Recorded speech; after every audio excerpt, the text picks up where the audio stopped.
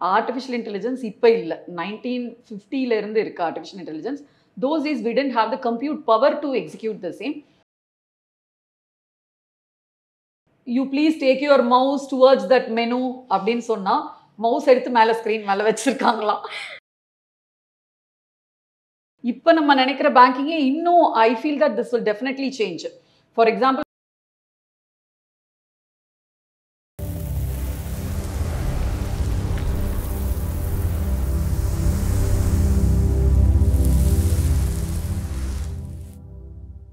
Magic 20 Tamil நேயர்களுக்கு வணக்கம். இந்த நிகழ்ச்சி மேஜிக் பெண்கள் சீரிஸ் பவர்ட் பை நேச்சுரல்ஸ். இன்னைக்கு நம்மளோட மேஜிக் பெண்கள் சீரிஸ்ல நம்ம ஒரு ஆண்டர்பிரினரை பார்க்க இருக்கோம். எஸ் பஞ்சி டெக் சர்வீசஸோட founder and managing director Panchi ma'am அவர்கள் தான் இன்னைக்கு நம்மளோட இணைந்திருக்காங்க. வணக்கம் மேம். வணக்கம் மேம், எப்படி இருக்கீங்க? நல்லா இருக்கேன், சூப்பரா இருக்கேன். மேம், உங்களோட கெரியர் ஜர்னி அப்படின்னு பார்த்தோம்னா இன்ஜினியரிங் முடிச்சுட்டு பேங்கராக இருந்துட்டு அதுக்கப்புறம் வந்து இப்போது இண்டிபெண்ட் டைரக்டராக இருக்கீங்க நிறைய கம்பெனிஸ்க்கு. இப்போ ஒரு பேங்கராக உங்களோட ரொம்ப வருஷம் ஜேர்னி இருக்குது, அதை பற்றிலாம் நிறைய கேட்க போகிறோம். பட் அங்கேருந்து ஒரு இண்டிபெண்ட் டைரக்டர் ஆகணும் அப்படிங்கிற ஸ்பார்க் எப்படி வந்துச்சு? இனிஷியலி வந்து when I joined the bank in the year 2000, basically நான் வந்து ஒரு சாஃப்ட்வேர் இன்ஜினியர்மா, 97 pass out engineer. Software job எல்லாம் ஒர்க் பண்ணிட்டு then banking technology job. Even though I was working in a பேங்க்ல டெக்னாலஜி சாஃப்ட்வேர் ஜாப்ஸ்ல ஐ வாஸ் தேர். கொஞ்ச நாள் காலகட்டத்தில் நம்ம பேங்கிங் சைபர் செக்யூரிட்டி அப்படி வந்துட்டு இருந்தோம். ஆல்வேஸ் 1997 இன்ஜினியரிங் முடிச்சதுலேருந்தே எனக்கு I wanted to be an entrepreneur. It means on my own. I wanted to do many things on my own. So around 2021 நான் ஜாபை விட்டு வெளியில் வந்தேன். So that time what I thought was, இப்போ நம்ம ஒரு வேலையை விட்டு வெளியில் வரோம் இந்த ஸ்டேஜில், ஒரு 25 years old 25 years எக்ஸ்பீரியன்ஸ்டு பர்சனாக ப்ரொஃபஷ்னலாக வெளியில் வர்றப்ப இந்த எக்ஸ்பீரியன்ஸும் வேஸ்ட் ஆகக்கூடாது. I also wanted to be on my own. I wanted to have my own company.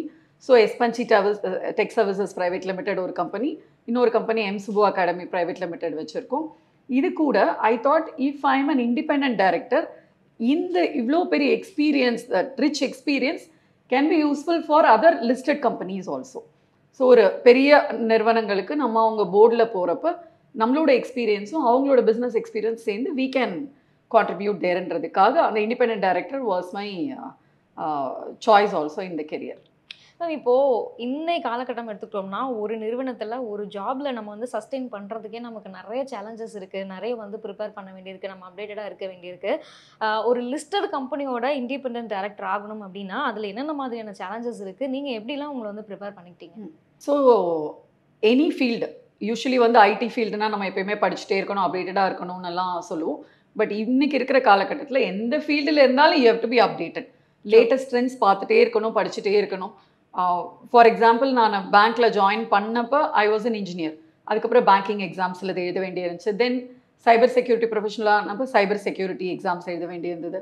தென் அது இல்லாமல் இப்போ ஜாபை விட்டு வெளியில் வந்ததுக்கப்புறம் cyber insurance side I got interest and அதுக்கான எக்ஸாம்ஸ் எழுத வேண்டியிருந்தது. அண்ட் இப்போ இண்டிபெண்ட் டைரக்டர் ஆகிறதுக்கு நம்ம இண்டிபெண்ட் டைரக்டர் ஆகணும்னு நினச்சா இந்த கம்பெனியில் வேணால் ஆக முடியாது. அதுக்கு எக்ஸாம் இருக்குது. From ministry of corporate affairs and exam is conducted. அந்த எக்ஸாம் எழுதணும். ஃபார் எக்ஸாம்பிள், அந்த இண்டிபெண்ட் டைரக்டர் எக்ஸாம் பார்த்தீங்கன்னா கம்பெனி லாவோட கண்டென்ட்ஸ் மட்டும் அந்த இண்டிபெண்ட் டைரக்டர் எக்ஸாமில் இருக்கும். நான் வந்து IT, software, payment systems, cyber security இப்படி எல்லாம் இருந்தாலும் ஒரு கம்பெனி லா, ஒரு பெரிய லிஸ்டட் கம்பெனி, அவ்வளோ பெரிய ஒரு நிறுவனத்தை கவர்ன் பண்ணணும்னா for that governance you should know company லா. அந்த கம்பெனி லா கண்டென்ட்ஸ் மட்டும்தான் இண்டிபெண்ட் டைரக்டர் எக்ஸாமில் இருக்கும். யூஸ்வலி அதுக்கு நிறைய இடங்களில் கோர்சஸ் எல்லாம் கூட எடுக்கிறாங்க. பட் நானே தான் படித்தேன். எனக்கு எப்போயும் இந்த செல்ஃப் ஸ்டடி தான் இன்ட்ரெஸ்ட்டு.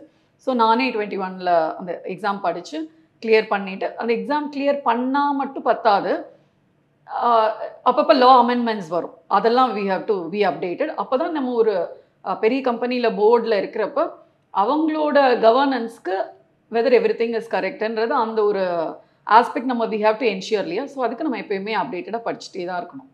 நம்ம ஒரு லிஸ்டட் கம்பெனி அப்படின்னு எடுத்துக்கிட்டோம்னா அவங்களுக்கு இருக்கக்கூடிய சேலஞ்சஸ் வந்து நிறைய இருக்குது. ஏன்னா அவங்க வந்து ரிசல்ட்ஸ் வந்து கொடுத்துட்டே இருக்கணும். ஏன்னா அவங்களாம் ஆல்ரெடி ப்ரூவ்டு இல்லையா. ஸோ அவங்க வந்து அந்த ப்ரூவன் லெவலை ஒன்று மெயின்டைன் பண்ணணும், இல்லைனா அதை விட அதிகமாக அவங்க வந்து பண்ணிகிட்டே இருக்கணும். ஸோ இப்போ நம்மளோட ஷோ வந்து நிறைய ஸ்மால் லெவல் ஆண்டர்பிரினர்ஸும் பார்த்துட்டு இருப்பாங்க. அவங்க வந்து தெரிஞ்சுக்கணும்னு நினைப்பாங்க, இந்த பிக் கம்பெனிஸ் அவங்க இதெல்லாம் எப்படி பிளான் பண்ணுறாங்க, எப்படி ஸ்ட்ராட்டஜிக்காக அவங்க வந்து ஒர்க் பண்ணுறாங்க.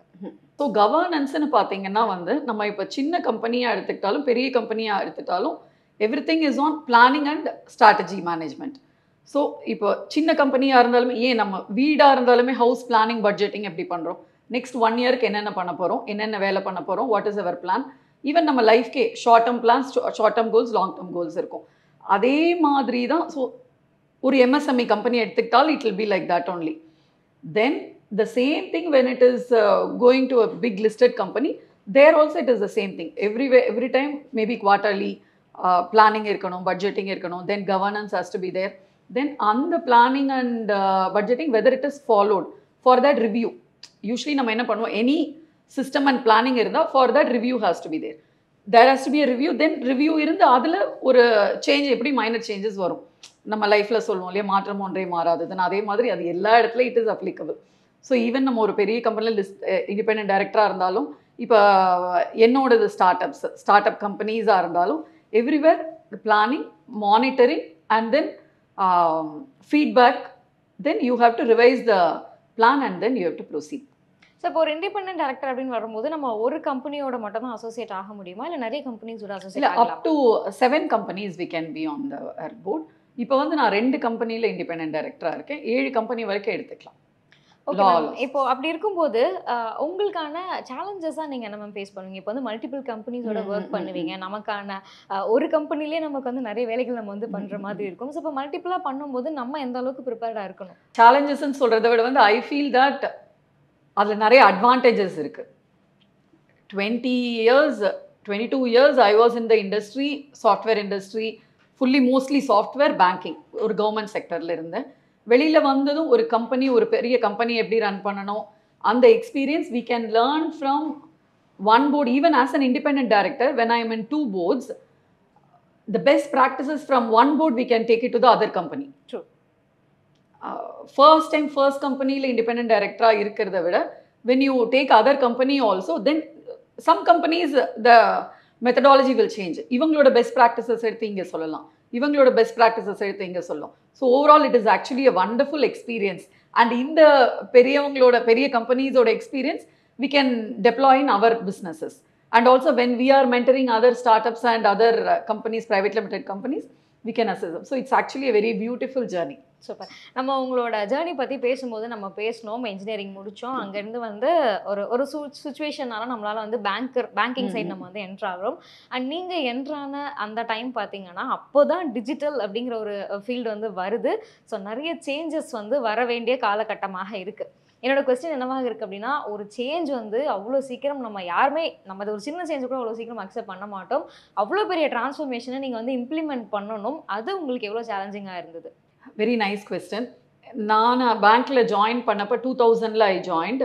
இன்டர்நெட் பேங்கிங்ன்றது வந்து ஒரு மினிமல் இன்டர்நெட் பேங்கிங் லாகின் பண்ணி பேலன்ஸ் என்கொயரி இருக்கும், லாஸ்ட் ஃபியூ டிரான்சாக்ஷன்ஸ் பார்ப்பாங்க, இவ்வளோதான். இந்த ஸ்டேஜில் தான் 2000 when I joined it was there. After few years I became part of the internet banking team. அப்போ என்ன பண்ணோம்னா, கொஞ்சமாக உங்களுக்கு ஒரு payment gateway, for example payment கேட்வேல இனிஷியலி நாங்கள் பண்ணது என்னென்னா டேக்ஸ் பேமெண்ட்ஸ். அப்போ வந்து income tax payments and other VAT tax payments, state tax பேமெண்ட்ஸில் இப்போ தான் ஜிஎஸ்டி, இதுக்கு முன்னாடி we had the VAT and other payments இல்லையா. So those payments were there. இப்போது அந்த பேமெண்ட்ஸ் எல்லாம் யூஸ்வலாக மக்கள் என்ன பண்ணிகிட்டு இருப்பாங்க, பேங்க் பிரான்ச்சஸில் போய் பண்ணிகிட்டு இருப்பாங்க. பட் அதை நம்ம இன்டர்நெட் பேங்கிங்க்கு கொண்டு வந்தோம். There were few payments that were mandated, customs duty அந்த மாதிரி இதெல்லாம் more than some value it was mandated. அது பிரச்சனை இல்லை, மேண்டேட்டட் பேமெண்ட்ஸ் எல்லாம் போயிட்டுருக்கோம். பட் இந்த மாதிரி நான் மேண்டேட்டட் பேமெண்ட்ஸை நம்ம ஆன்லைனில் பண்ண வைக்கிறதுக்கும், இது நான் கார்பரேட்ஸை பற்றி பேசுகிறேன், பிஸ்னஸ் பீப்புள், பிஸ்னஸ் என்டைட்டிஸ். இன்னொரு செட் இண்டிவிஜுவல்ஸ் வந்து ஃபண்ட்ஸ் ட்ரான்ஸ்ஃபர், ஒரு அக்கௌண்ட்லேருந்து இன்னொரு அக்கௌண்ட்டுக்கு பண்ணால் ஃபண்ட்ஸ் ட்ரான்ஸ்ஃபருக்கு பேங்க்குக்கு போகாதீங்க. ஏன்னா cost of per transaction will be low when you are doing the transaction in digital manner. ஒரு கஸ்டமர் நேரில் வந்து பேங்க்கில் வந்து அவங்க செலான் கொடுத்து ஃபண்ட்ஸ் ட்ரான்ஸ்ஃபர் பண்ணுறதுக்கு பேங்க்குக்கு ஆகிற ஆப்ரேஷனல் காஸ்ட் இஸ் ஹை. அதே டிரான்சாக்ஷனை அவர் ஆன்லைனில் பண்ணிட்டாங்கன்னா ஆப்ரேஷனல் காஸ்ட் இஸ் லெஸ். அவங்களோட டைம் சேவ் ஆகும், ஸ்டாஃபோட டைம், அதை நம்ம வேறு ஏதாவது ப்ரொடக்டிவாக பண்ணலாம். அப்போ whoever comes, no, we used to educate our branch managers. அப்போல்லாம் விசியில் வர்ச்சுவல் வீடியோ கான்ஃபரன்ஸில் we used to often, இப்போ தான் we have this Zoom அதெல்லாம் இல்லையா. அப்போ those days we used to conduct video conferences to our branches, regional officers எல்லாம். பிரான்ச்சஸ்க்கு customer வந்தாலும் இன்டர்நெட் பேங்கிங் பண்ணுங்கன்னு சொல்லுங்கள், இன்டர்நெட் பேங்கிங் ரிஜிஸ்டர் பண்ண சொல்லுங்கன்னு we used to give sometimes targets. So many internet banking registration should be there அப்படின்னு means இப்போல்லாம் நீங்கள் வந்து பேங்க் அக்கௌண்ட் ஓப்பன் பண்ணுறப்பவே ஏடிஎம் கார்டும் net banking registration you have it directly, you have the mobile app, everything. But those days were not like that. It was interesting and challenging. அப்போ ஒரு பயமே இருந்ததுல ma'am. இப்போ customer சைடா இருந்து பாத்தீங்கன்னா எப்படி போகுது பணம் டிரான்சாக்ஷன் ஆகுதானே எனக்கு தெரியல, நான் எப்படி இதை ட்ரஸ்ட் பண்றது அப்படிங்கிற ஒரு இண்டிவிஜுவலுக்கு வந்து ஒரு பயமே இருந்ததுல. And the transaction failure rate was also initially obviously it will be high for any system to get stabilized இல்லையா. ஸோ அது மாதிரி இருந்தது. அந்த மாதிரி பீரியட்ல என்ன பண்ணணும்னா we have to keep on educating. Please register for internet banking transactions free. Of course, thanks to the digital India, the digital revolution in the whole country as such. For this digital revolution to happen, the information superhighway has to be there. Our digital infrastructure should be there. So, on the infrastructure, உங்களுக்கு lease lines, connectivity to the remote place also, tier 2, tier 3 villages, இப்போ ரொம்ப அழகா இருக்கு. அப்படி இருக்கிற காலகட்டத்தில் என்ன ஆச்சுன்னா கொஞ்சம் கொஞ்சமாக நம்ம பேமெண்ட்ஸ் இன்க்ரீஸ் பண்ணி தென் ஒரு கட்டத்தில் எப்படி ஆயிடுச்சுன்னா why your internet banking is down or your mobile app is down customers demand பண்ற அளவுக்கு bank has to be banking system, banking digital infrastructure should be strong enough. அந்த ஸ்டேஜ் வந்தது. That is a superb experience and that was really a wonderful journey. In fact பார்த்தீங்கன்னா payment systems revolutionல I was there as a major part in major revolution. For example, RTGS, NEFT, UPI, Bharat Bill Payment System, FASTag, இந்த எல்லா அப்ளிகேஷன்ஸும் during development either in the bank or in the I used to take part in the central government in the committees also representing from my bank. So அங்கெல்லாம் இருந்து அந்த experience was really awesome and wonderful. So ஒரு சேலஞ்சிங்கான face காலகட்டத்தில் தான் நீங்கள் இருந்திருக்கீங்க. ஏதாவது ஒரு சினாரியோ வந்து நீங்கள் ஞாபகப்படுத்தி சொல்ல முடியுமா? இந்த ஒரு இது என்னால் வந்து ரொம்ப கஷ்டமாக இருந்தது. எதர் வந்து ஒரு பேங்க் ஸ்டாஃப்க்கு நம்ம வந்து அவங்கள இந்த நாலேஜ் வச்சு எக்யூப் பண்ணுறதோ இல்லை ஒரு இண்டிவிஜுவல்ஸை கன்வின்ஸ் பண்ணுறதோ, ஸோ ஏதாவது ஒரு இது ரொம்ப சேலஞ்சிங்காக இருந்தது அப்படிங்கிற மாதிரி. இந்த பேங்கிங் கோர் பேங்கிங் சிஸ்டம் வந்தது இல்லையா, என்னோட எக்ஸ்பீரியன்ஸ்ன்றதோட என்னோட seniors use to tell me when I joined the bank it was like anywhere banking, எங்கே வேணால் போய் பேங்கிங் பண்ணலாம். It is not core banking. இப்போ இருக்கிறது கோர் பேங்கிங்னா எல்லா பேங்க் பிரான்ச்சஸும் வில் பி கன்சிடர்ட் அஸ் இந்த core. From any bank to any bank you can do. But those days it was first total branch automation, then anywhere banking, then only CBS came. அப்போ என்னோட seniors சொல்லுவாங்க இன்னொரு branch we have to take remote calls இல்லை, you please take your mouse towards that menu அப்படின்னு சொன்னால் mouse எடுத்து மேலே screen மேலே வச்சுருக்காங்களாம். Okay, these things they used to tell. இதெல்லாம் ஒரு இது. and அப்பதான் அது புதுசா வந்தது இல்ல, அவங்களுக்கும் தெரியல என்ன பண்ணனும். ஏன்னா இது ஒரு சேலஞ்ச், அவங்களையும் நம்ம வந்து எக்யூப் பண்ண வேண்டியிருந்தது. This was in the early computerization. இப்போ என்னோட இதுல எங்களோட ஸ்டேஜஸ்ல என்ன challenges வரும்னா பேமெண்ட் சிஸ்டம்ஸ்க்குள்ள, பேமெண்ட் கேட்வேக்குள்ள இப்போ from my bank if I am asking any school or somebody to become our merchant and take online fee collection, அப்போ வந்து we after internet banking we had done our own payment gateway also. In our bank we had a payment gateway. I was a project manager for that. நீங்கள் வந்து ஒரு ப்ராஜெக்டை பண்ணி அதை deploy பண்ணுறது மட்டும் உங்கள் வேலையில், அது கஸ்டமர்ஸுக்கு கொண்டு வந்து இவ்வளோ நல்லா வேலை செஞ்சிச்சுன்னு சொன்னால் தான் then only that product is useful இல்லையா.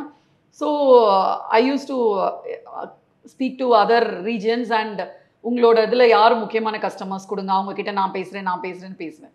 அப்போல்லாம் நீங்கள் உங்கள் ஸ்கூலில் இந்த ஃபீ பேமெண்ட்டுக்குள்ளே கொண்டு வந்துருங்க, we will give ஆன்லைன்னா.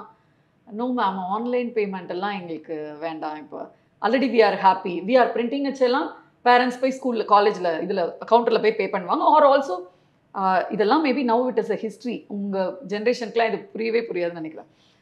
When there is school fee payment, அதாவது இப்போ ஒரு 2 நாள் ஒரு ஸ்கூலில் ஃபீ பேமெண்ட் டேன்னு வைப்பாங்க. அந்த ஸ்கூல் ஆர் காலேஜுக்கு our bank officers will go physically sit there and collect the fees. இப்படி தான் school and college fee payment நடக்கும். அப்போ அதை we wanted to transform into online payment gateway merchant கொண்டு வரதுக்கு உண்மையிலேயே ரொம்ப கஷ்டப்பட்டோம் தான். அண்ட் ஆல்சோ சம்டைம்ஸ் என்ன ஆச்சு, இந்த பாரத், தென் we had Bharat Bill Payment System, so we have to bring merchants to Bharat Bill Payment Systems.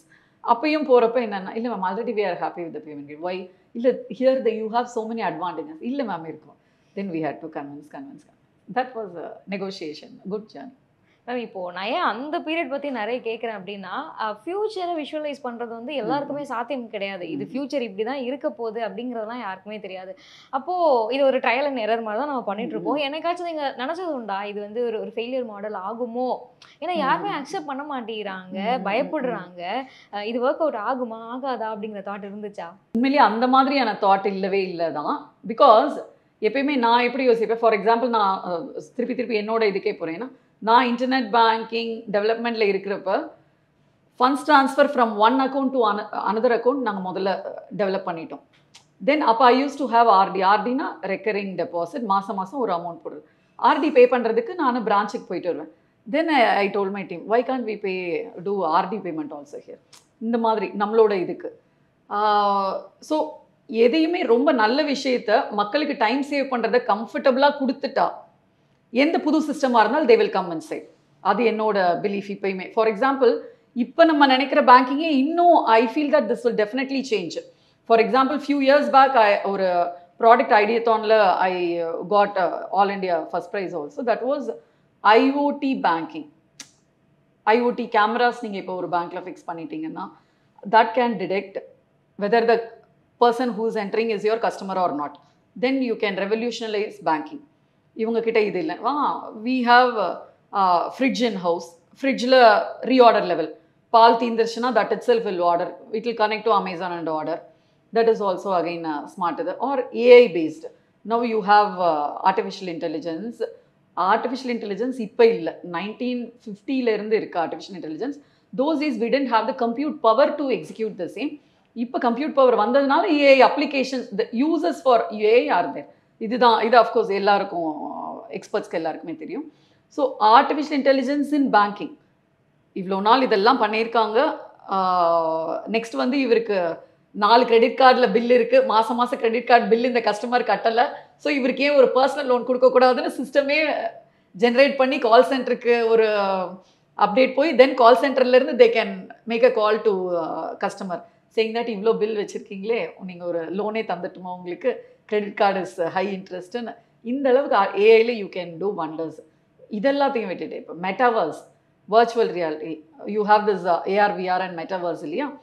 மெட்டாவர்ஸில் that is a different field as well as digital life we can say. இந்த game players nowadays everybody plays game, all of them are into metaverse. இப்போல்லாம் அவங்க விளையாட்டுத்தனமாக பண்ணிகிட்டு இருக்கிறது should be reality. It will become reality someday or the other at the earliest. மெட்டாவர்ஸில் banking எப்படி பண்ணலாம்? நான் மெட்டாவர்ஸில் நடந்துகிட்டே இருக்கேன். பக்கத்தில் ஒரு ஷாப் இருக்குது, ரீட்டைல் ஷாப் இருக்குது, ட்ரெஸ் ஷாப் இருக்குது, ட்ரெஸ் வாங்குறதுக்கு போகிறேன்.